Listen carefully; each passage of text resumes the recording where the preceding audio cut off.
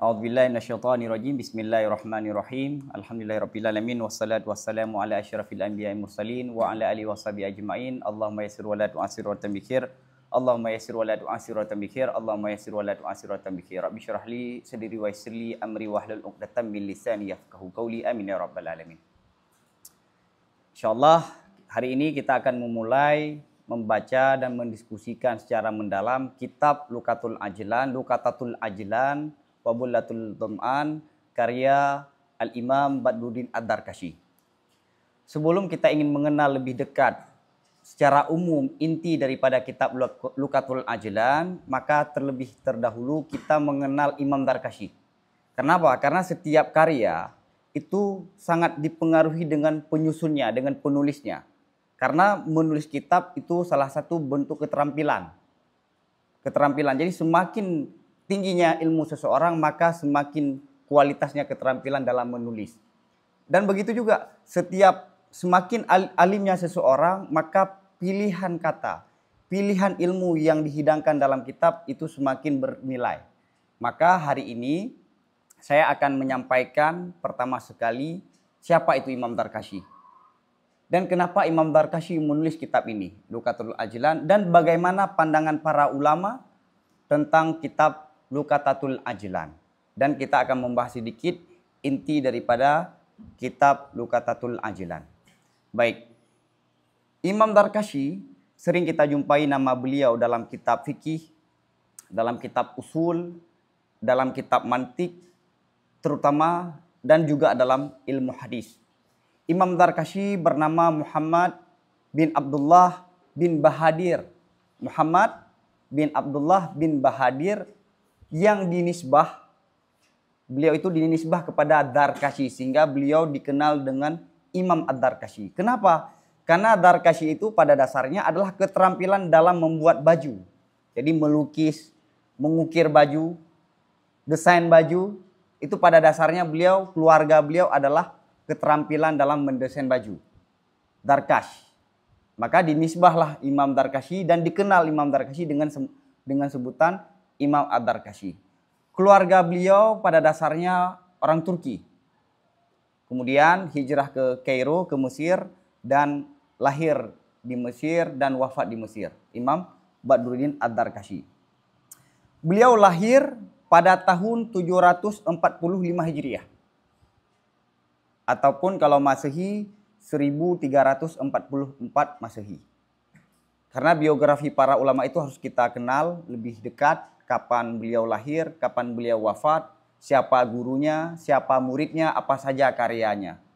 Karena tidak baik, tidak bagus kalau kita membaca karya satu ulama, tapi biografi ulama tersebut kita tidak ketahui. Kemudian perjalanan ilmiah Imam Badruddin Ad-Darkashi. Imam Darkashi, keluarga beliau bukanlah keluarga para ulama. Dalam arti orang tuanya bukanlah ulama. Tapi karena ada keinginan Imam Darkashi untuk menuntut ilmu, maka keluarga secara keseluruhan mendukung Imam Badruddin Ad-Darkashi untuk belajar. Maka pertama sekali yang dilakukan oleh Badruddin Ad-Darkashi sebagaimana ulama yang lain, menghafal Al-Quran. Setelah menghafal Al-Quran, beliau tertarik dengan ilmu fikih Syafi'i.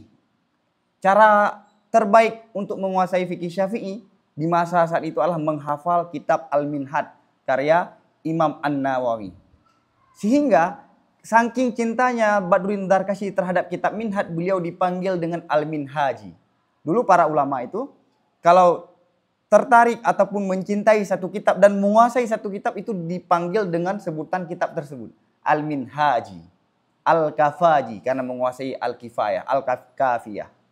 Jadi saking cintanya Imam Badruddin Ad-Darkashi terhadap Minhaj Imam Nawawi, penguasaan beliau menghafal dan menguasai dipanggil Al-Minhaji. Dan beliau setengah menghafal kitab Tambih karya Abu Ishaq Asy-Syairazi, pengarang kitab Al-Luma dan pengarang kitab Al-Muhadzab. Kemudian selain beliau mempelajari fikih, beliau juga mempelajari usul, mantik, sastra, dan nahwu. Di antara guru Imam Darkashi, karena dalam keilmuan Islam, seorang pelajar itu perlu guru. Maka untuk mengenal seseorang, lihatlah gurunya. lihatlah gurunya. Maka Imam Darkashi berguru di antara lain kepada Jamaluddin Al-Isnawi.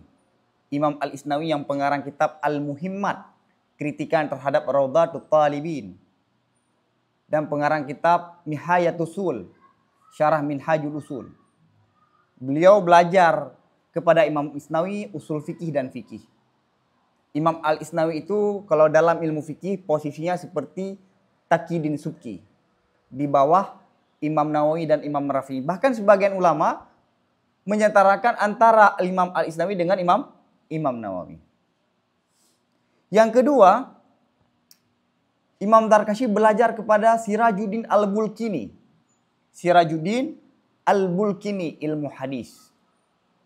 Sirajuddin Al-Bulkini ini dikenal sebagai paling pakar ilmu hadis di masanya. Sehingga Ibnu Hajar Al-Asqalani yang dijuluki dengan Amirul Mukminin fil Hadis, rajanya para raja dalam ilmu hadis, beliau meminta kepada Allah untuk Allah memberikan kemampuan beliau dalam ilmu hadis seperti Sirajuddin Al-Bulkini. Imam Badruddin Ad-Darkashi belajar kepada Sirajuddin Al-Bulkini. Kemudian Imam Darkashi belajar menuntut ilmu bahasa, nahwu, saraf dan ilmu yang lainnya kepada Ibnu Hisham. Yang mana karya Ibnu Hisham sangat populer dalam dunia pendidikan Islam. Kemudian Imam Darkashi sebagaimana juga para ulama yang lain selain menguasai bahasa juga mempelajari sastra. Karena dulu para ulama kalau berdialog antara satu dengan yang lain itu saling kirim surat dengan bentuk syair. Dengan bentuk syair, baik dalam sindiran ataupun kritikan itu disampaikan dalam bentuk syair. Maka guru beliau dalam ilmu sastra Salahuddin As-Safadi. Salahuddin As-Safadi. Ini guru-guru Imam Badruddin Ad-Darkashi. Adapun murid-murid Badruddin Ad-Darkashi atau Imam Ad-Darkashi di antara lain adalah Imam Syamsuddin Al-Birmawi.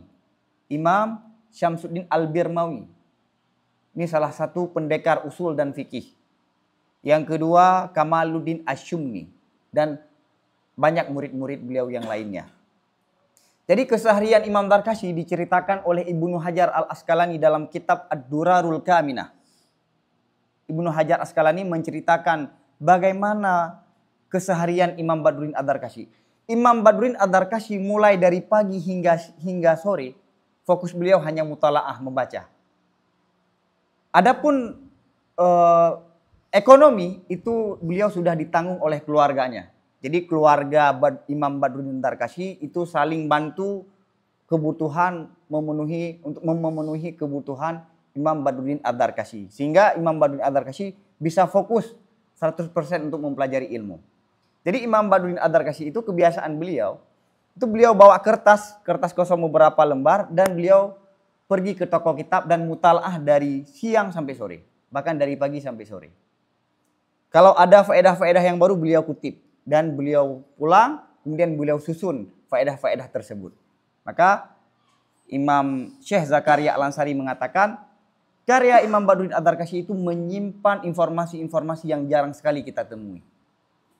Kenapa? Karena kebiasaan Imam Badruddin Ad-Darkashi mencatat semua informasi-informasi yang beliau temukan dalam perpustakaan. Taib. Sehingga para ulama menyampaikan, andai tidak ada Imam Ad-Darkashi, sosok yang akan kita baca karyanya, andai tidak ada Imam Darkashi, sungguh banyak sekali informasi-informasi, ilmu-ilmu para ulama yang tidak kita ketahui. Kenapa? Karena banyak sekali ilmu yang disampaikan oleh Imam Badruddin Ad-Darkashi, banyak sekali yang beliau kutip, tapi karya para ulama tersebut sekarang tidak ada lagi. Jadi beliau mutalaah, beliau kutip dalam satu karya. Kalau kita cek sumber aslinya sekarang sudah tidak ada lagi. Sebagian terbakar, sebagian sudah tidak ada kabar. Dan kemampuan Imam Darkashi bisa kita perhatikan dalam kitab Al-Bahrul Muhit. Bahrul Muhit itu ensiklopedia dalam usul fikih. Al-Qur'annya usul fikih. Sehingga beliau di Muqaddimah Al-Bahrul Muhit menyampaikan definisi tentang akal. Definisi tentang akal itu ada 1000 definisi.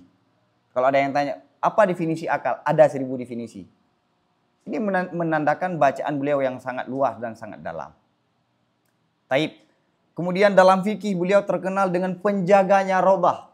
Saat Raudhatul Talibin karya Imam Nawawi dapat serangan dari Imam Isnawi dan ulama-ulama yang lain, beliau menulis dan menjaga Raudhatul Talibin dengan memberi nama Khadimur Raudhah, penjaganya Raudhah, dari serangan-serangan ulama-ulama yang kritik terhadap Imam Nawawi, terutama dalam kitab Raudhatul Talibin. Sebanyak 20 jilid. Khadimur Raudhah. Jadi Imam Darkashi adalah imam yang diakui oleh semua para ulama terhadap keilmuannya.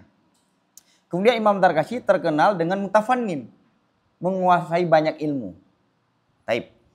Kemudian Imam Ad-Darkashi karyanya banyak, saya tidak menyampaikan beberapa karya yang lain. Imam Darkashi wafat pada tahun 794 Hijriah.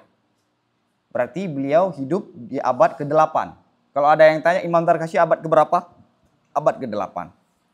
Lahir pada tahun 745, pertengahan abad ke-8, wafat 794. Berarti berapa umur beliau? Kurang lebih 41 ataupun sekitaran 23 lah. Jadi 40 lebih. Jadi Imam Darkashi umur beliau hanya 40 tahun, tapi karya beliau menjadi rujukan dalam fikih, dalam usul, dalam kalam, dan dalam mantik. 40 tahun. Oke ya? 40 tahun. Taib. Kemudian kita akan membahas secara khusus kenapa Imam Darkashi menulis kitab ini. Jadi, di masa Imam Darkashi dan di masa setelahnya, itu ilmu yang paling berkembang. Ilmu usul, ilmu kalam, ilmu mantik, ilmu makulat, dan ilmu-ilmu alat yang lainnya yang bernuansa akal ataupun ilmu akliyah. Jadi murid Imam Darkashi datang kepada Imam Darkashi meminta, "Ya Imam, wahai guruku, boleh nggak? Bisakah kamu menulis satu kitab yang ringkas tapi memuat semua poin-poin dari ilmu akliyah?" Jadi karya ringkas tapi memuat semua informasi-informasi yang penting yang berkaitan dengan ilmu akliyah. Ilmu logika, ilmu kalam, ilmu makulat, umurul ammah, dan adab bahas. Dan muridnya bilang, setidaknya saat saya membaca ilmu akliyah, dengan karya kamu ini, saya akan lebih mudah untuk membaca kitab-kitab akliyah. Dan saat saya berdialog tentang ilmu akliyah, kitab ini sangat membantu pada saya. Karena alasan itulah Imam Darkashi menulis kitab Luqatatul Ajlan. Luqatatul Ajlan. Nah, yang dikutip oleh Imam Ad-Darkashi dalam kitab Luqatatul Ajlan itu poin paling penting dalam ilmu akliyah. Makanya kita pahami dari nama kitab Luqatatul Ajlan. Luqatatul Ajlan itu kan barang-barang yang ditemukan oleh orang-orang yang terburu-buru. Jadi nanti ada syair yang diungkapkan oleh Imam Darkashi. Ada orang yang sedang mempersiapkan bekal untuk perjalanan safar. Kemudian dalam persiapan itu beliau, orang tersebut melihat satu keindahan, materi yang sangat indah, sehingga beliau lupa untuk mempersiapkan bekal untuk safar. Akhirnya apa? Beliau kutip benda-benda yang penting ini untuk beliau bawa kepada safar. Jadi orang-orang yang terburu-buru. Jadi Al-Ajlan orang-orang yang terburu. Kemudian orang terburu-buru ini silau dengan apa yang beliau lihat. Akhirnya beliau kutip poin-poin yang penting. Jadi ilustrasinya bahwa apa? Ilmu yang beliau tuangkan dalam kitab ini adalah poin-poin penting dalam berbagai kitab-kitab besar dan kitab-kitab penting dalam ilmu akliyah. Paham ya? Baik. Makanya dalam usul beliau tidak membahas secara komprehensif, secara keseluruhan. Dalam mantik beliau tidak membahas mantik dari awal hingga akhir. Tapi poin-poin penting dalam mantik beliau sebutkan. Sehingga kitab Luqatatul Ajlan ini ditemukan oleh Syekh Zakaria Al-Ansari.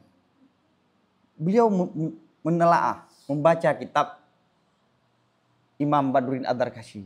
Sehingga beliau menyampaikan ada 4 poin yang membuat saya kagum terhadap karya Luqatatul Ajlan.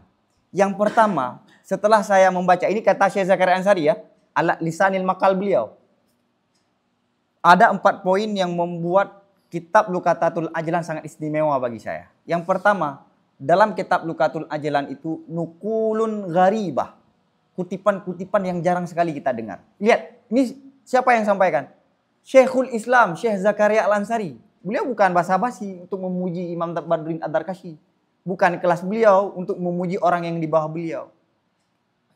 Ini ungkapan yang disampaikan oleh ulama yang menjadi rujukan dalam semua ilmu. Yang digelar dengan Syekhul Islam, Syekh Zakaria Al-Ansari. Beliau menyampaikan apa? Dalam kitab Luqatatul Ajlan itu ada nukulun gharibah. Kutipan-kutipan yang jarang sekali ditemukan. Ini Imam Syekhul Islam, Syekh Zakaria Al-Ansari. Poin yang kedua, masailu ajibatun. Masailu, ya, yang pertama tadi nukulun ajibatun. Taib, nukulun ajibatun. Kutipan-kutipan yang luar biasa. Kutipan-kutipan yang sangat menakjubkan. Kata lain mutiara-mutiara yang beliau kumpulkan dari berbagai sumber. Taib. Yang kedua, masailu gharibah. Masailu gharibah. Dalam arti persoalan-persoalan yang langka. Ilmu-ilmu yang beliau tuangkan di sini adalah ilmu-ilmu yang langka kita temukan dalam berbagai karya. Bahkan Imam Darkashi menyampaikan, belum tentu informasi yang saya sampaikan dalam kitab ini kamu temukan dalam kitab-kitab besar. Yang ketiga, hududun mani'atun. Hududun mani'atun, yakni definisi yang konkret. Definisi yang konkret ataupun definisi yang ada mani. Mani'atun ini mani.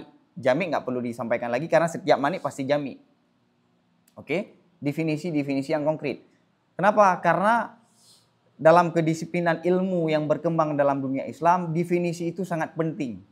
Yang menentukan terhadap kesimpulan itu adalah definisi. Salah definisi, berbeda definisi, maka berbeda kesimpulan.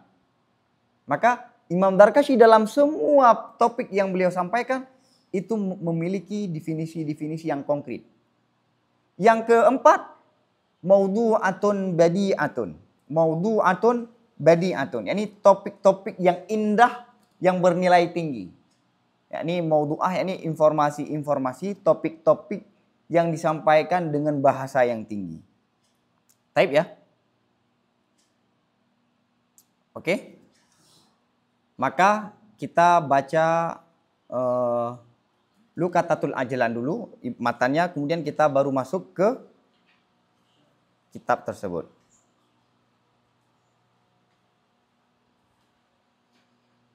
Taib. Langsung ke matan saja.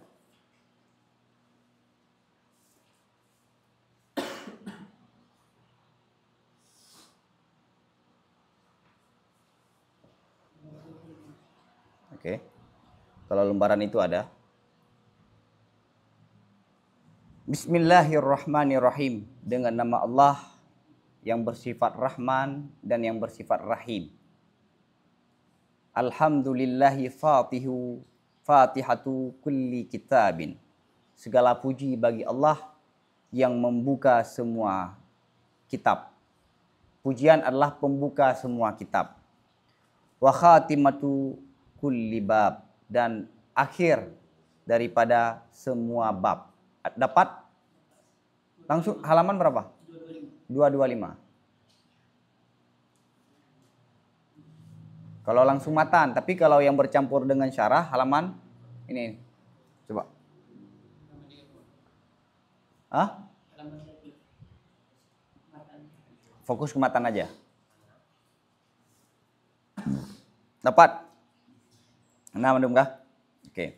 Segala puji dengan nama Allah yang bersifat Rahman lagi yang bersifat Rahim. Saya tidak menerjemah Rahman Rahim itu dengan pengasih dan penyayang.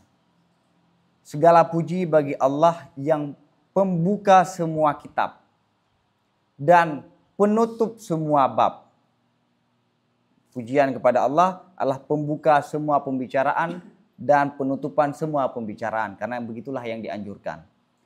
Wassalatu wassalamu ala khairi man nataka bis-shawab. Dan rahmat dan sejahtera kepada sosok yang paling mulia, sosok yang paling baik, ala khairi, sebaik-baik orang yang mengucapkan dengan kebenaran. Yani Nabi. Nabi adalah manusia yang paling benar yang mengucapkan dengan kebenaran. Wa ala alihi wa sahbihi ulil hikmati wa faslil khitabi. Dan terhadap keluarganya Nabi dan sahabatnya Nabi yang memiliki hikmah. Hikmah itu ilmu dan amal. Ilmu dan amal. Wa faslil khitab. Dan yang memiliki faslil khitab. Faslil khitab itu ada dua penafsiran. Penafsiran yang pertama, faslil khitab itu menyampaikan sesuatu dengan penyampaian yang sangat bagus. Faslul khitab. Penafsiran yang kedua, faslul khitab itu adalah yang mampu membedakan benar dan salah. Karena fasal itu artinya pemisah. Fasal itu artinya pemisah. Amma ba'du. Adapun setelah bismillah, hamdalah, salah dan salam. Fahadhihi aurakun. Fahadhihi aurakun yaqrubu minhal mutanawilu. Ini karya beliau yang bernama Luqatatul Ajlan, beberapa lembar. Ini adalah beberapa lembar yaqrubu minhal mutanawilu, yang mudah diakses ataupun dijangkau, dekat ya. Akses mudah dijangkau kan dekat. Yang mudah dijangkau daripada beberapa lembar ini oleh orang-orang yang ingin mengambil. Makna mutanawil yang mengambil, akhid. Di kitab ini hanya beberapa lembar, mudah dijangkau oleh orang-orang yang ingin mempelajari. Wa yaksuru anhal mutatawilu. Dan tinggi dan tidak mampu dijangkau. Wa yaksuru itu yang tinggi ataupun yang tidak bisa dijangkau daripada beberapa lembar ini oleh orang-orang yang tinggi, yakni orang-orang yang tidak mau berusaha. Jadi karya saya ini, kata Imam Darkashi, ini hanya beberapa lembar yang akan mudah dijangkau bagi orang yang berusaha untuk memahami, dan tidak akan mudah bagi orang yang tidak mau memahami, orang yang merasa tinggi dalam keilmuannya. Ini penting. Kemudian beliau memberi status, memperkenalkan karya beliau. Tuqifu 'alal mutawwalati fi zamanil qasiri muwaliha. Tuqifu, yakni tuqifu itu makna tuqif itu memberhentikan, ataupun kalau bahasa mudahnya memungkinkan kitab ini, memungkinkan lembaran-lembaran ini terhadap pembaca ya, terhadap kitab-kitab yang besar dalam waktu yang singkat, muwaliha, akan inti-inti penting daripada kitab mutawalat. Muwali artinya inti-inti penting dari kitab mutawalat. Ha itu kembali kepada mutawalat. Oke. Ini perlu Pak Bro. Taib. Yang di sini maksudnya apa? Kitab Luqatatul Ajlan yang hanya berapa lembar itu akan memungkinkan bagi pembaca, siapapun yang membaca ini akan memudahkan memahami kitab-kitab besar dalam waktu yang sangat singkat. Poin-poin apa? Poin-poin yang penting. Jadi Imam Darkashi mengumpulkan poin-poin penting dalam berbagai kitab-kitab induk, sehingga siapa saja yang membaca kitab ini, dia akan mudah dalam waktu yang relatif singkat untuk memahami poin-poin penting daripada kitab-kitab induk.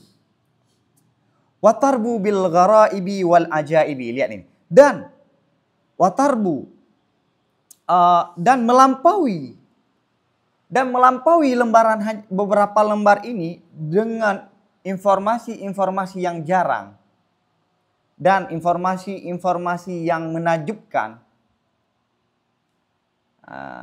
Jadi Imam Darkashi menyampaikan apa? Bahkan karya saya ini melampaui kitab-kitab besar dengan kutipan-kutipan persoalan yang jarang ditemukan dan persoalan-persoalan yang menakjubkan, melebihi daripada kitab mutawalat. Fala tusawiha, maka tidak seberapa ataupun tidak setara lembaran-lembaran ini akan kitab-kitab besar. Jadi tunggu sekalian, dulu para ulama abad ke-7, 8, 9, ke-10 itu punya tanggung jawab punya tanggung jawab memperingkas penguasaan terhadap ilmu dalam waktu yang sangat singkat. Di generasi sebelumnya menguasai ilmu itu butuh waktu 20 tahun, 30 tahun. Mampu membaca kitab berjilid-jilid. Tapi di generasi di generasi abad ke-7 itu para pelajar tidak lagi sanggup membaca karya-karya yang besar. Terutama di awal masa belajarnya.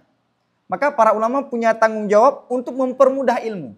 Bagaimana informasi yang sangat luas ini bisa kita hidangkan dalam beberapa lembar. Inilah tanggung jawab para ulama. Kalau kita periksa dalam karya-karya para ulama terdahulu dijelaskan pembahasan ini berjilid-jilid. Tapi hanya disampaikan di generasi 7, 8, 9, 10 Hijriah hanya dalam beberapa lembar. Itu yang membedakan karya ulama Islam dengan ulama di luar Islam. Kalau antum baca karya-karya filsuf sekarang yang di barat, itu pembahasan sangat kecil tapi dibahas sangat panjang. Sehingga hal-hal yang tidak penting juga dibahas. Paham? Dulu para ulama membahas hal yang tidak penting walaupun ada kaitan itu dianggap aib. Oke? Fala tusawiha. Lihat ini kata Imam Al-Ghazali. Ini hanya beberapa lembar tapi tidak setara, tidak sebanding dengan kitab-kitab besar itu. Karena karya saya ini melampaui kitab-kitab induk itu dengan kutipan-kutipan yang garaib wal ajaib. Kemudian beliau mengutip syair yang disampaikan oleh An-Nubatah. Al-Alamah Nubatah, penyair sastrawan asal Mesir. Yansal lahar rakibul ajlanu hajatahu wa yusbihul hasidul ghadbanu yutriyaha. Ar-rakib yang berkendara ataupun rakib yang ingin berkendara, yang terburu-buru. Jadi ini ar-rakib dulu ya. Orang yang mau jalan dan orang itu terburu-buru. Yansa, orang tersebut lupa akan kebutuhannya karena keindahan perempuan tersebut. Jadi Laha itu perempuan. Ini dipakai untuk memuji kitab Luqatatul Ajlan. Jadi ada seorang pemuda yang sedang siap-siap mempersiapkan bekal untuk perjalanannya. Begitu dia melihat seorang perempuan, dia lupa kebutuhannya. Kenapa? Karena keindahan perempuan tersebut. Jadi ini apa? Kitab beliau begitu juga. Wa yusbihul hasidul ghadbanu yutriyaha. Dan adalah orang yang dengki dan yang marah. Yutriyaha. Yutriyaha artinya yang memuji akan perempuan itu. Jadi ada orang yang tidak suka dengan perempuan itu. Dia dengki dengan perempuan itu. Begitu dia melihatnya, akhirnya dia memuji. Begitulah karya saya ini. Paham? Jadi kata Luqatatul Ajlan diambil terinspirasi dari syair ini. Jadi ada orang yang terburu-buru mau pergi. Tapi begitu melihat keindahan ini akhirnya dia terpukau dan dia mengambil beberapa mutiara-mutiara dari kitab tersebut. Paham? Jama'atuha li su'ali ba'dil ikhwani. Aku kumpulkan akan mutiara-mutiara ini karena permintaan sebahagian kawan-kawan. Ini murid. Tapi beliau menyampaikan kawan-kawan. Kan anak mi. Aku kumpulkan akan mutiara-mutiara ini karena permintaan sebagian kawan-kawan. Untuk apa dia minta? Untuk apa dia minta? Litusta'mala indal munadharah. Supaya dipakai mutiara-mutiara tersebut saat berdialog. Jadi informasi-informasi yang disampaikan oleh Imam Al-Ghazali itu sangat bermanfaat untuk berdialog. Wa tu'inu 'ala dukhuli fi fununil ma'kuli, dan dapat membantu mutiara-mutiara ini dapat membantu ataupun lembaran-lembaran tadi ya. Dan lembaran-lembaran tadi itu dapat membantu ala dukhul terhadap yang masuk dalam semua ilmu-ilmu akal. Ladail muhawarati fi zamanin kasirin, saat murajaah berdiskusi dalam waktu yang ringkas. Jadi lembaran-lembaran ini saya tulis karena ada permintaan dari murid beliau untuk memudahkan saat berdialog dan memudahkan saat masuk mempelajari ilmu-ilmu rasional. Oke? dalam waktu yang singkat. Jadi masalahnya apa? Banyak karya-karya para ulama yang membantu kita untuk memahami ilmu akliyat tapi membutuhkan waktu yang lama. Tapi ini dalam waktu yang sangat singkat. Falihada udhruha taksir. Maka karena ini odornya warakah ini adalah taksir, ada kekurangan. Maksudnya karena penulisan ini adalah untuk membantu orang memahami ilmu akal dalam waktu yang singkat, pasti ada kekurangan dari orang yang memahami tersebut. Paham? Taksirnya apa? Karena ilmu yang sangat luas itu disampaikan dalam beberapa lembar. Wallahu as'alul i'anata fima qasattu wal ithabata fima jama'tu. Akan Allah aku minta akan pertolongan pada sesuatu yang aku maksudkan dan akan memberi pahala pada sesuatu yang telah aku kumpulkan. Baik. Oke. Sekarang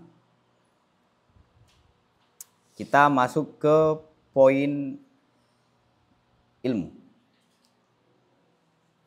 Baik.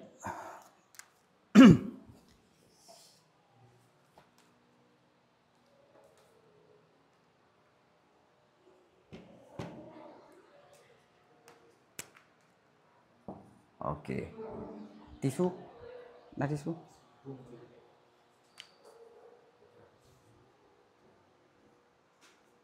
And yeah, do.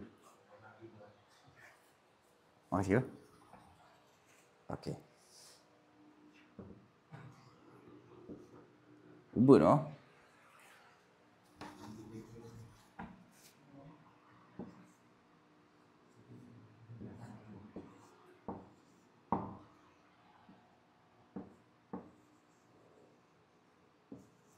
Madarikul Ulum.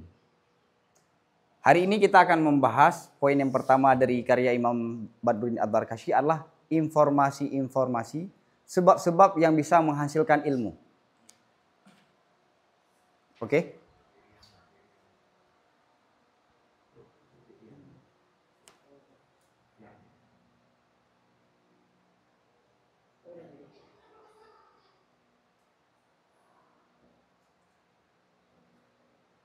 Oke.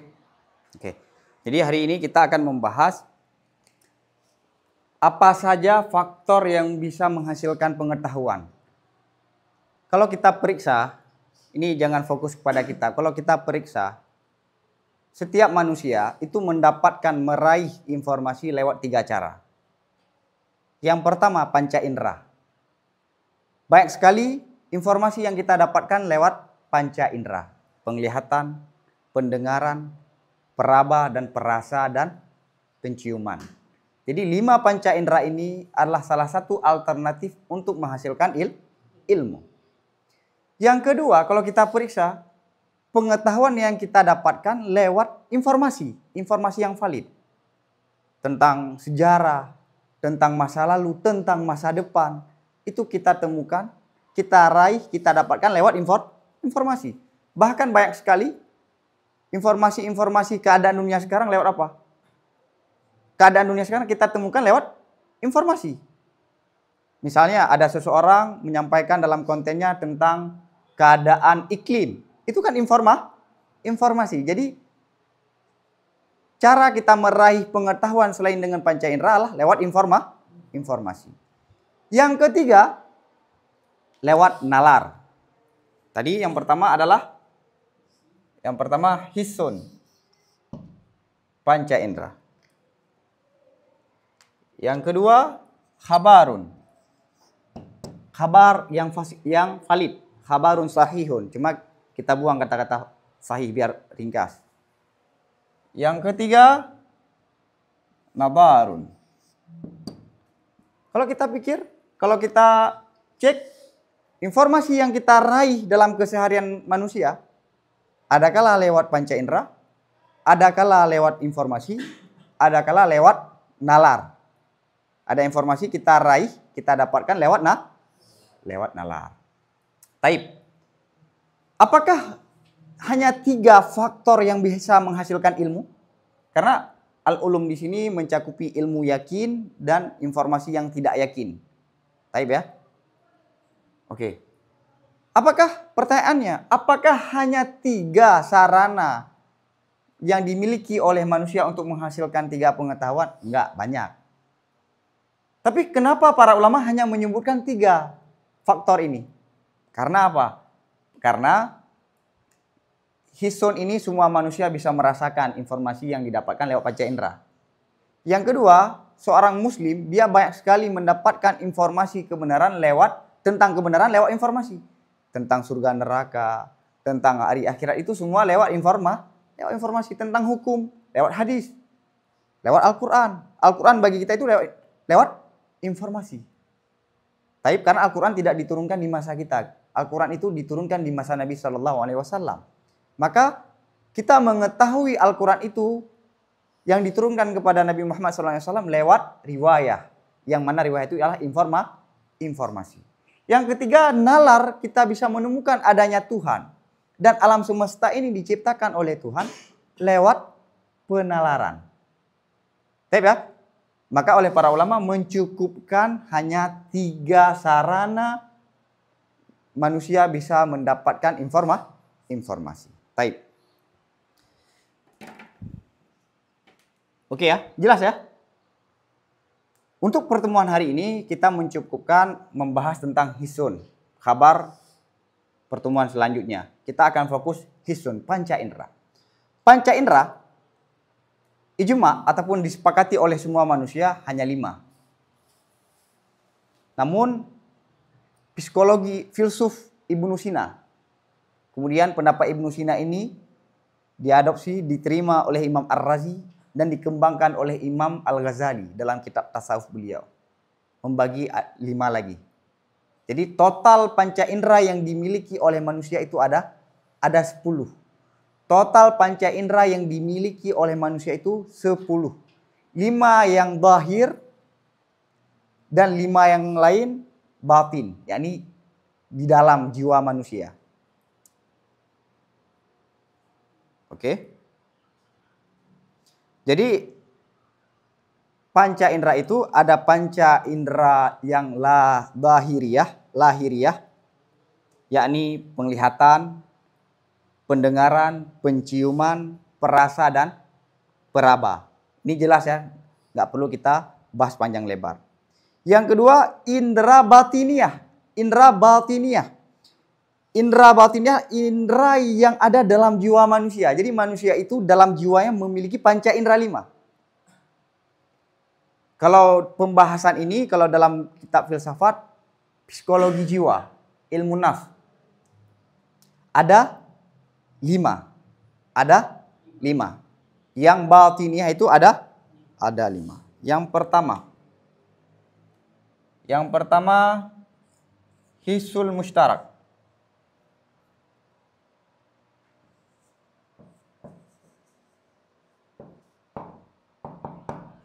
Bisa baca? Hisi al-mustarak. Hisi al-mustarak. Kata lain kalau diterjemahkan indera bersama, indera yang bersama. Dalam arti misalnya begini.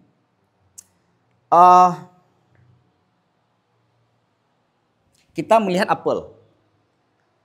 Misalnya ada ataupun iPad. Yang kita lihat iPad kan? iPad ini berukuran 4 tipis. Kemudian berwarna hitam, kemudian dia keras. Apakah semua itu didapatkan dengan panca indera zahir? Ataupun contoh yang lain begini. Misalnya kita melihat apel, kemudian kita cium aromanya. Kemudian kita rasakan apel itu punya rasa asam misalnya, ataupun manis. Sehingga kita simpulkan semua ini adalah apel.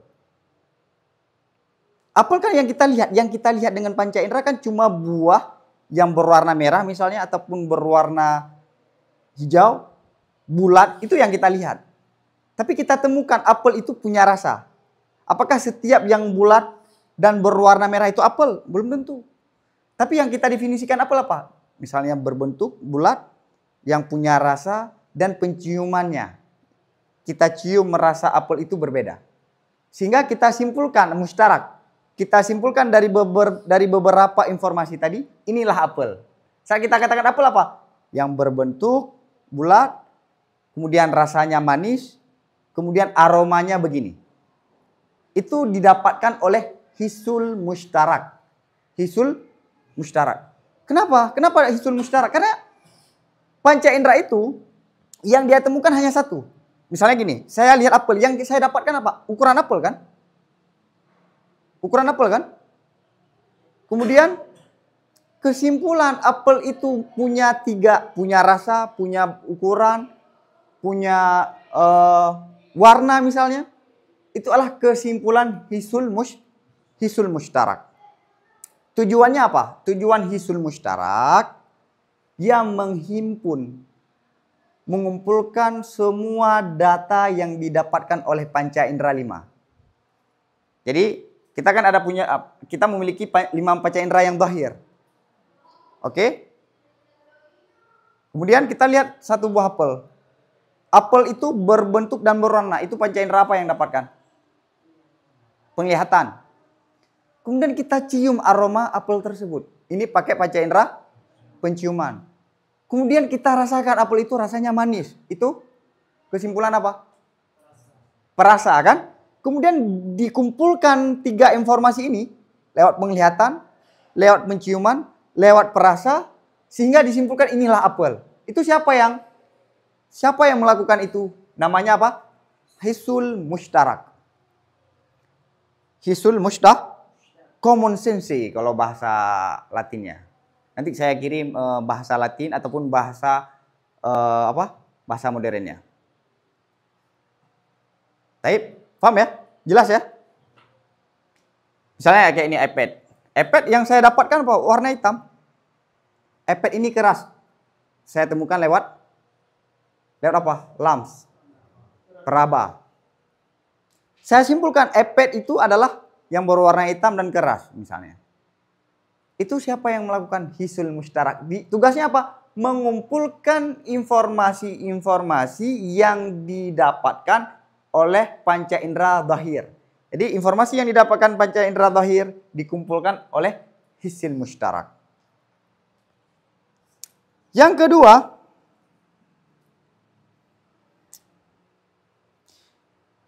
al-khayal. Yang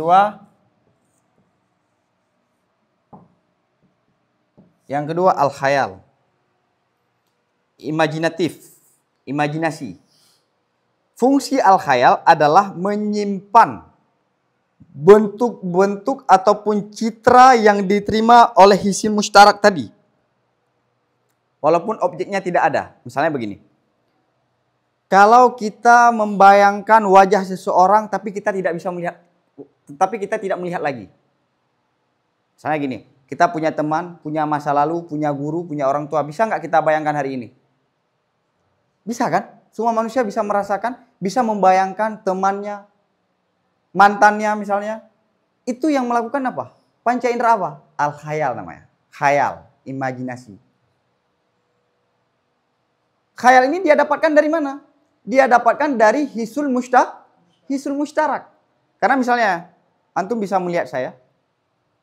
Oke, yang antum lihat adalah ukuran, kemudian antum bisa mendengar suara saya. Kemudian ya cukup 2, kemudian kalian simpulkan beliau adalah begini. Saat antum mengingat saya, bisa teringat apa? Bentuk dan suara. Objeknya di depan kita? Enggak, objeknya sudah lama kita dengar. Objeknya sudah lama kita lihat. Tapi kenapa masih tersimpan? Karena ada khayal, panca indera yang bernama khayal ataupun imajinasi. Oke? Tugasnya apa? Tugasnya apa tadi? Tugasnya menyimpan informasi-informasi yang sudah ditemukan oleh hisul mustarak tadi. Jadi yang pertama apa? Panca indera 5, kemudian di-store oleh hisul mustarak, kemudian hisul mustarak ini gudangnya adalah khayal. Maka kita bisa mengena lagu misalnya, teman, masa lalu, kisah masa kecil, itu semuanya bantuan khayal. Yang ketiga, al-wahmu. Yang ketiga adalah wahmu. Wahmu adalah penaksir, daya penaksir. Ataupun yang menangkap informasi-informasi yang abstrak. Yang bukan berbentuk. Tadi kan isim mustarak yang berbentuk kan, kayak apel. Punya bentuk, punya ukuran. iPad punya bentuk, punya ukuran. Tapi al-wahmu dia menemukan, menangkap informasi-informasi yang non materi. Misalnya begini. Misalnya kita melihat ini dimiliki oleh semua binatang. Kambing, dia kenapa takut melihat serigala? Bukan diri serigalanya, tapi serigala itu jahat misalnya. Ataupun kita melihat seseorang yang bertato, ataupun seorang yang mukanya sangat garang, yang kita terbayang apa? Penjahat. Penjahat itu makna yang kita dapatkan dari objek manusia. Diri jahat itu adalah makna kan? Non materi. Orang itu jujur. Misalnya kita lihat orang itu soleh. Orang itu jujur. Itulah makna yang didapatkan oleh manusia yang non materi. Lewat panca indera apa? Lewat panca indera al-wahmu. Lewat panca indera al-wahmu. Ataupun bahasa lainnya daya penaksir. Fungsinya apa? Fungsinya adalah menangkap makna-makna yang non materi. Makna-makna yang non materi. Yang mana makna tersebut didapatkan pada material tadi. Apel enak. Apel itu enak. Ataupun ya kayak tadi aja lah. Jujur, baik, jahat, pembohong. Itu makna non materi yang kita dapatkan, yang kita tangkap pada material tadi. Ini manusia. Lewat apa yang kita dapatkan? Lewat al-wahmu. Taib ya? Paham? Paham? Hawasil batinah, panca indera yang batinah. Yang ketiga adalah al-wah. Yang keempat, al-hafidhah. Al-hafidhah. Ini penyimpan makna. Jadi, informasi yang ditangkap oleh waham tadi, gudangnya adalah hafidhah. Misalnya gini dulu. Ada orang yang berbuat jahat. Ada orang yang berbuat jahat. Kita menemukan, kita tahu dia jahat lewat wahmu kan? Karena wahmu itu menangkap informasi yang non materi. Jahat itu non materi. Kemudian 5 tahun kemudian kita bertemu ataupun kita diingatkan dengan sosok yang pernah berbuat jahat kepada kita. Kita teringat sikap jahat tadi. Kenapa? Karena ada gudang penyimpan tentang makna tadi. Misalnya gini, ada orang yang dulu yang berbuat jahat kepada dia, kemudian 10 tahun kemudian dia udah lupa bahwa dia pernah berbuat jahat. Ini masalahnya gudang informasinya yang bermasalah. Dan banyak orang gila kata psikologi klasik karena bermasalah pada hafidah. Dan bermasalah pada khayal tadi. Dia udah nggak ingat orang lagi, nggak ingat apa saja yang pernah dia lalui dulu. Sehingga semua yang dia temukan itu hal yang baru baginya. Walaupun itulah orang yang lama, cerita yang lama. Paham? Jadi hafidah ini adalah gudang yang menyimpan informasi yang didapatkan oleh wahmu. Wahmu tadi apa? Penangkap informasi-informasi yang non materi. Gudang penyimpanannya adalah al-hafidah. Oke? Yang terakhir, yang kelima, mutakhayilah.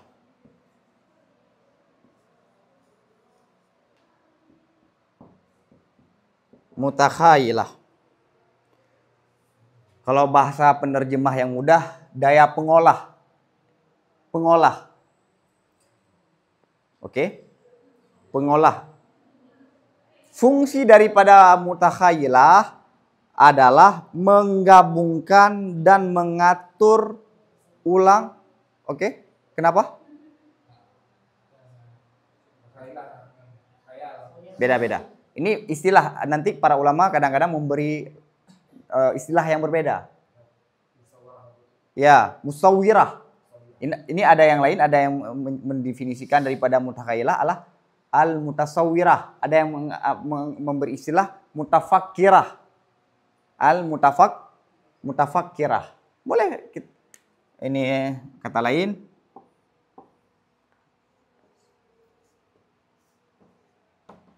Mutasawirah ataupun mutafak. Oke. Mutafakirah, mutasawirah ataupun mutakhayilah, daya pengolah. Dia berfungsi pada otak manusia, mengolah informasi yang sudah ada dalam pikirannya. Tahu di Giza, di Kairo, gambar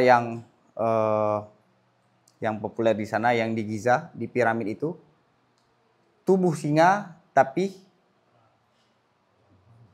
berwajah manusia.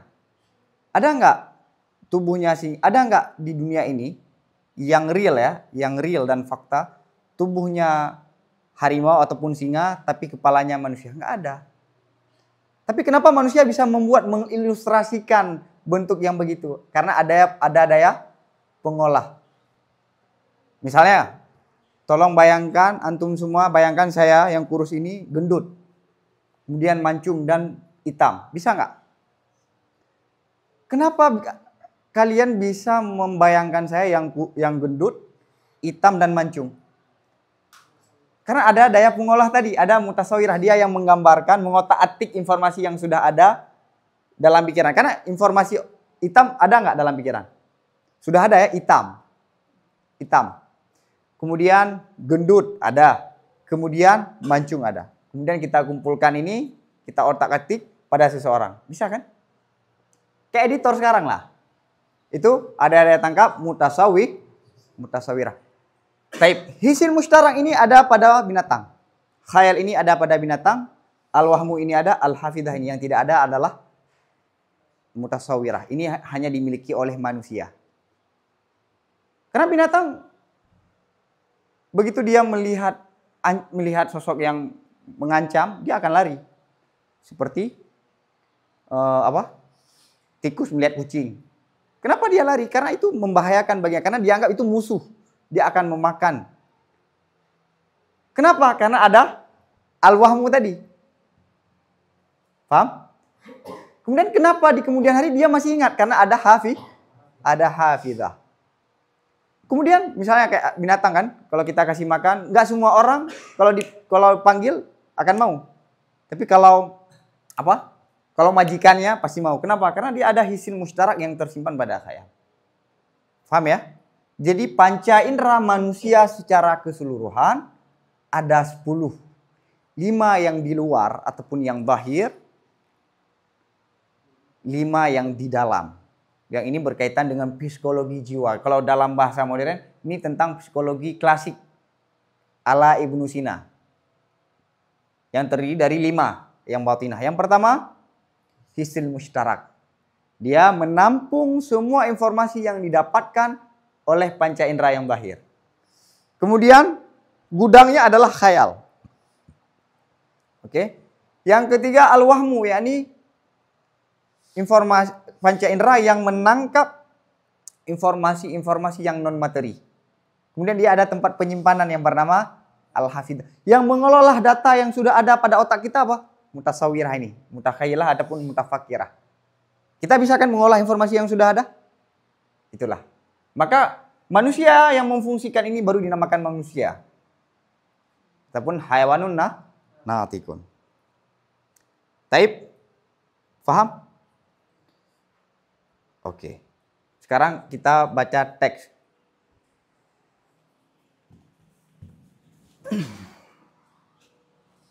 Ada pertanyaan?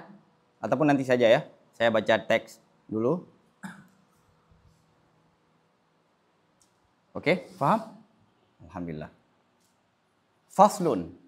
Nah, ini jadi metode yang akan saya pakai dalam kitab ini, saya jelaskan dulu poin-poin penting, baru kita baca kitab.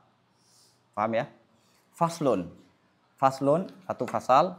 Madarikul ulum salasatun hissun wa khabarun wa nadharun.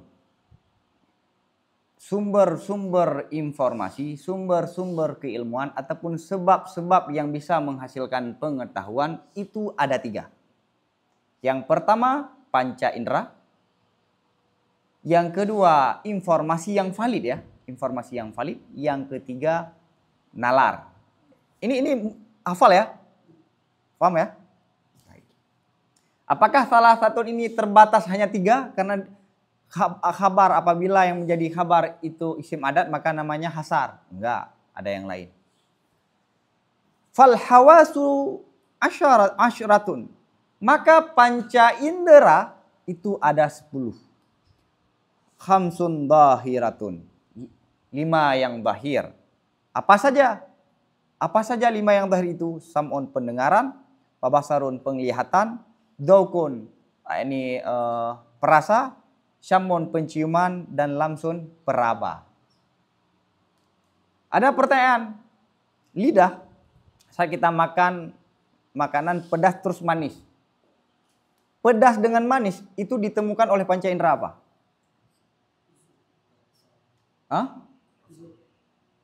Gabungan 2. Manis itu didapatkan oleh zuk. Adapun pedas itu ditemukan oleh lamsun, peraba. Karena peraba itu ada juga pada lidah. Paham ya? Oke. Wa khamsun batinatun, dan 5 yang lain adalah batinah. Apa saja? Al-hissil mushtarak. Ini ada istilah yang lain ya. Tadi saya menjelaskan dengan istilah yang berbeda. Yang kedua adalah al-musawwirah. Musawwirah yang tadi. Yang terakhir, yang kelima.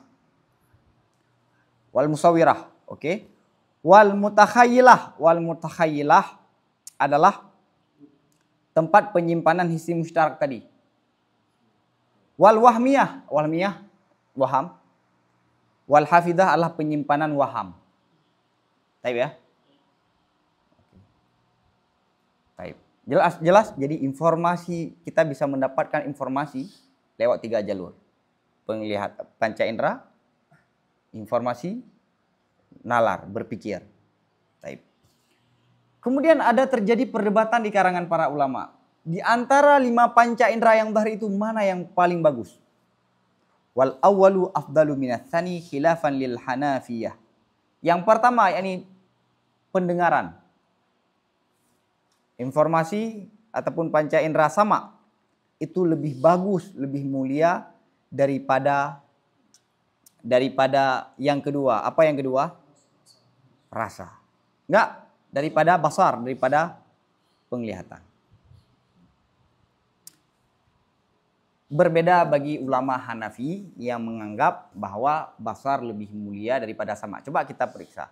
Kita mendapatkan wahyu. Nabi mendapatkan wahyu lewat sama. Kita mengetahui hadis dan Al-Quran lewat sama. Sama itu bisa diketahuikan, informasi yang lewat sama itu bisa ditemukan oleh semua orang, baik buta ataupun tidak buta. Adapun basar, misalnya basar tapi dia tidak mampu sama, biasanya hanya terbatas kepada membaca. Adapun sama, walaupun dia tidak bisa melihat, tapi dia bisa mendengar. Paham ya? Wakila bitaswiyati, ada yang mengatakan setara. Makanya Allah sering memberi sifat kepada dirinya bahwa samiul basir. Inna sam'a wal basara wal fuada itu.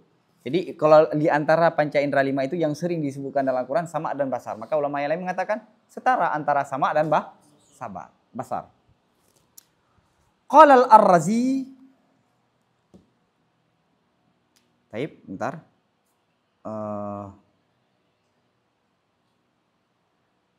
Qala Ar-Razi wa ankara al-hukama'ul hissiyati li'adamil wuthuqi biha. Berkatalah Imam Fakhruddin Ar-Razi. Para filsuf mengingkari para filsuf akan informasi yang didapatkan panca indera. Kenapa? Karena tidak bisa dipercaya dengan informasi panca indera. Jadi Imam Ar-Razi mengatakan ini filsuf masyaiyin ataupun filsuf paripatetik. Mereka mengingkari informasi yang didapatkan dengan panca indera. Kenapa? Karena banyak sekali informasi yang kita lihat dengan panca indera tapi tidak pasti. fata morgana. Panca indera melihat seperti air, seperti minyak. Tapi begitu kita datang, tidak ada. Kemudian panca indera melihat bulan itu kecil. Bulan itu kecil, tapi faktanya bulan itu lebih besar dari bumi. Maka informasi yang diraih oleh panca indera nggak bisa kita percaya. Ini kata Fakhruddin Ar-Razi, bahwa filsuf mengingkari. Tidak bisa kita pakai informasi yang didapatkan oleh panca indera. Taib. Kemudian para ulama memberi jawaban gini. Yang kita lihat misalnya gini. Air dalam satu gelas, kemudian kita masukkan sendok. Itu jadinya apa? Bengkok kan? Yang kita lihat benar nggak bengkok? Yang kita lihat benar bengkok. Tapi yang memutuskan bahwa sendok dalam air itu bengkok, itu yang salah. Salahnya akal. Yang kita lihat bulan itu kecil. Yang dilihat oleh mata. Benar nggak? Kecil. Benar kecil. Tapi memutuskan bulan adalah kecil. Itu yang salah. Maka kesimpulan yang salah, akal apa panca indera? Akal. Fata morgana. Benar nggak kita lihat itu? Dari jarak jauh. Benar yang kita lihat. Tapi kita memutuskan. Di situ ada air. Di situ ada minyak. Itu yang salah. Kesimpulan apa itu? Kesimpulan akal. Paham? Nah, karena Imam Ar-Razi kritik terhadap filsuf Masyai'in, At-Tusi tetap bela Masyai'in. Maka At-Tusi mengatakan qala At-Tusi. Ini At-Tusi, dimanapun ada Ar-Razi pasti ada At-Tusi. Kenapa? Karena Ar-Razi itu sering sekali kritik filsuf. Maka At-Tusi datang untuk membela filsuf. Sama-sama mutakallimin, sama-sama filsuf. Qala At-Tusi ghalita alaihim. Ar-Razi telah berbuat salah terhadapnya filsuf. Ar-Razi sudah salah dalam menceritakan pendapat filsuf. Ingat, ini yang disampaikan oleh Ar-Razi tidak semua filsuf ya. Tidak semua filsuf. Wa innama madhabhum anna hukmal akli fil mahsus yang kasimu ila yakiniyin wa dhanniyin. Hanya saja mazhabnya filsuf itu bahwa sungguh kesimpulan akal pada panca indera, informasi yang didapatkan panca indera, itu terbagi kepada dua. Terbagi kepada yang yakin dan yang berbentuk dugaan. Ini salah Fakhruddin Ar-Razi dalam menceritakan pendapat filsuf. Kenapa? Karena pendapat filsuf, kesimpulan akal pada informasi yang didapatkan oleh panca indera itu terbagi dua. Ada yang yakin, ada yang dhan. Misalnya gini, kertas yang di depan saya ini adalah putih. Ini yakin. Kesimpulan bahwa kertas yang di depan mata hanya melihat ini putih. Dan kita menyimpulkan bahwa kertas yang di depan mata saya itu adalah putih. Akal. Yakin nggak ini? Ada juga yang berbentuk dugaan. Seperti kayak bulan tadi. Paham ya? Bahkan kalau menurut fisika kuantum ini pun belum tentu putih. Kalau menurut fisika kuantum sekarang. Paham ya? Jadi enggak mutlak itu filsuf mengingkari informasi yang didapatkan oleh panca indera. Tapi akal saat menganalisa informasi yang didapatkan oleh panca indera terbagi dua, ada yang yakin, ada yang dhan. Taib. Kemudian wahal idraku lil hawasi au lin nafsi biwasitatil hawas. Adakah idrak? Jadi idrak itu lebih luas daripada ilmu. Idrak itu identik dengan panca indera. Idrak kalau dalam bahasa turas itu identik dengan pengamatan indrawi, itu namanya idrak. Artinya idrak itu menemukan, paham ya? Dan idrak itu belum tentu benar. Tapi kalau ilmu, kalau dalam bahasa kitab ilmu itu pasti yakin. Taib ya, kalau dalam ilmu kalam. Jadi adakah idrak itu bagi panca indera ataupun bagi jiwa dengan perantara hawas? Fihi khilafun. Padanya ini itu ada perbedaan. Misalnya gini, saya melihat antum semua ini. Akhirnya saya idrak kan? Akhirnya saya mendapatkan informasi lewat panca indera. Informasi yang saya dapatkan ini apakah panca indera yang menemukan ataupun ada sesuatu yang di belakang panca indera itu yang menemukan, yaitu nafs. Begini, saya melihat, saya meraba, saya mendengar. Saya melihat. Penglihatan saya ini, penglihatan yang saya temukan lewat mata, informasi yang saya dapatkan lewat mata, apakah mata yang berfungsi? Ataupun mata itu hanya sekedar alat? yang hakikatnya adalah jiwa yang menemukan lewat perantara ini ranah empiris sebenarnya, lebih pendalaman. Informasi yang didapatkan oleh panca indera, apakah karena panca indera? Ataupun panca indera itu hanya sekedar alat, tapi yang menemukan adalah bukan panca indera tapi jiwa. Ataupun kalau lebih bahasa yang lain, akal. Akal yang menemukan, tapi butuh perantara. Coba kita periksa, ya enggak? Orang yang punya mata tapi tidak punya akal, apakah dia bisa melihat? Orang mati nggak bisa melihat. Baik. Oke? Tidak bisa melihat. Kemudian orang yang punya akal tidak ada mata, tidak bisa juga melihat. Terus apa hubungan antara mata dengan akal? Ada terjadi perdebatan para ulama. Ada yang mengatakan mata itu hanya sekedar alat. Ada yang mengatakan mata itulah yang berfungsi untuk menemukan informasi. Jadi wahal idraku lil hawasi au lin nafsi biwasitatil hawas. Adakah informasi karena hawas, karena panca indera? Informasi ini indra, ingat ya? Indra itu informasi yang didapatkan oleh panca indera. Apakah informasi yang didapatkan oleh panca indera karena indrawi ataupun karena jiwa tapi dengan perantara indra? Fihi khilaf. Wa akhiru qaulal asy'ari annal idrakati laysat min qabilil ulumi wa ikhtarahul qadhi wa imamul haramin. Dan pendapat terakhir di antara dua pendapat Imam Asy'ari bahwa sungguh informasi yang didapatkan dengan panca indera itu bukanlah bagian daripada ilmu. Wakhtarahu, dan dipilih akan pendapat terakhir Imam Asy'ari ini oleh Qadhi Abi Bakar Al-Baqilani, kalau itlaq Qadhi Abi Bakar Al-Baqilani dan Imam Harah. Jadi Imam Asy'ari punya dua pendapat. Apakah informasi yang didapatkan oleh panca indera itu bagian dari ilmu ataupun bukan? Pendapat yang pertama bagian dari ilmu. Kemudian Imam Asy'ari menganalisa. Binatang bisa enggak? Binatang bisa melihat, binatang bisa mendengar, binatang bisa merasa, binatang bisa meraba, bisa mencium. Bisa enggak kita katakan binatang itu yang alim, yang mengetahui? Enggak. Terus apa bedanya antara manusia dengan binatang? Maka pendapat terakhir Imam Al-Asy'ari, informasi yang didapatkan dengan panca indera itu tidak dianggap ilmu. Hanya indra saja, bukan ilmu. Paham? Dan pendapat ini dipilih oleh Imam Haramain dan Qadhi Abi Bakar Al-Baqilani. Paham ya? Penting nggak informasi ini? Sangat penting. Lihat, ringkas, tapi poin-poin penting. Qala a'immatuna wala yaftakirul idraku ila bunyatin makhsusatin. Berpendapatlah para imam-imam kita ahli sunnah wal jamaah dan tidak butuh oleh idrak kepada bangunan yang khusus. Ini bahwa mata itu berfungsi melihat, mata tidak berfungsi untuk mendengar. Telinga berfungsi untuk mendengar, tidak berfungsi untuk melihat. Hidung berfungsi untuk mencium, tidak berfungsi untuk lainnya. Jadi masing-masing panca indera itu punya fungsi masing-masing. Pertanyaannya, apakah panca indera yang berada pada 5 ini butuh bangunan yang khusus?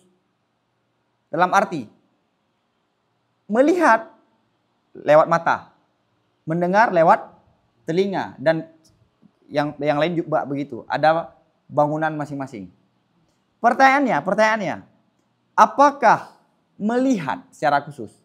Apakah melihat itu butuh kepada mata? Andai tidak ada mata, sungguh tidak bisa melihat. Pendapat kita ahli sunnah tidak butuh. Maka di hari akhirat semua tubuh bisa berbicara. Ini secara akal ya, secara akal. Walaupun secara realita tidak bisa melihat tanpa mata. Tapi mustahil nggak sekarang Allah menciptakan penglihatan tanpa mata? Nggak mustahil. Maka untuk melihat Allah yang Allah itu tidak punya bentuk dan tidak punya tempat, bisa.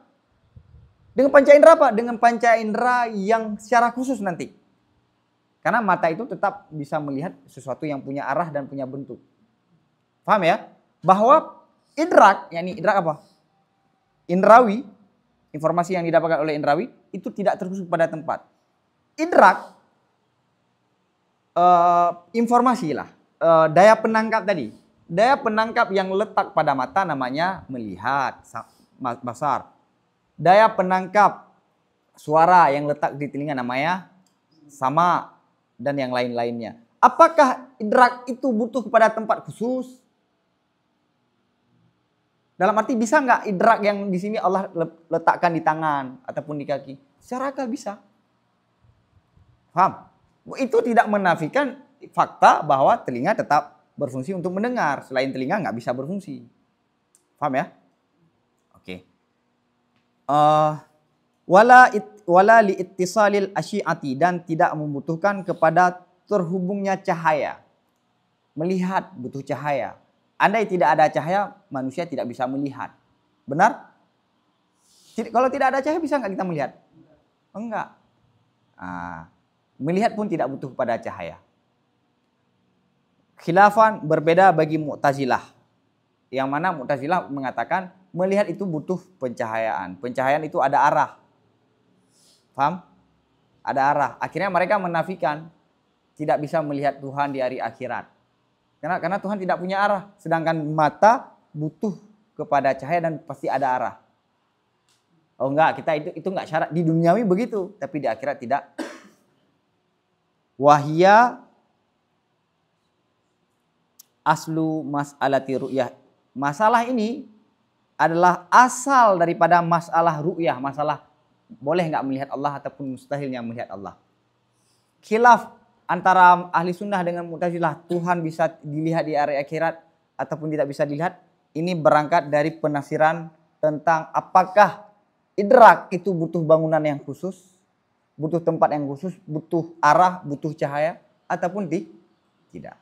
Paham ya? Wallahu alam bisawab wa ilaihi marjual ma'ab.